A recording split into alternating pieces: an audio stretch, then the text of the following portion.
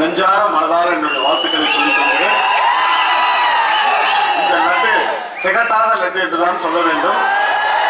இந்த அளவுக்கு நாங்கள் எல்லாம் ரொம்ப சந்தோஷமாக நினைச்சிருக்கிறோம். என்னை இந்த திரையுலகத்தில் இன்னொரு முத்திரை கொடுத்த என்னுடைய அருமை தம்பி சந்தானத்துக்கு நான் ரொம்ப நன்றி கடன் பட்டிருக்கிறேன்.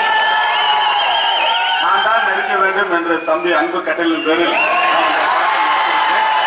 அதற்கு இணையாக தயாரிப்பாளர் ராமநாதன் சார் அவர்கள் என்னை அழைத்து என்னிடம் அக்ரிமெண்ட் போடுவதற்கு அவ்வளவு தயக்கம் காட்டினார். நீங்கள் நடிப்பீர்களா மாட்டீர்களா என்று அரை மணி நேரம் நீங்கள் 2 பேர்த்துக்குள்ள பேசுறதுக்கே வாய்ப்பு இல்லாமல் இருந்தது. கடைசியாக ஒப்பந்தம் பண்ணி நீங்கள் நடிக்க வேண்டும், சந்தானம் ரொம்ப விரும்புகிறார் என்று சொன்னார். உண்மையிலே நான் அவருக்கு கடமைப்பட்டிருக்கிறேன். அதன் தொடர்ச்சியாக என்னுடைய அருமை அன்பு ஆசை தம்பி சங்கர் சாரை நான் ரொம்ப பாராட்ட வேண்டும். அவருடைய ஐப்படத்தில் எனக்கு நடிக்க வாய்ப்பு கொடுத்திருக்கிறார். உண்மையிலே நான் சற்று யோசித்தேன், கனவா நனவா என்று.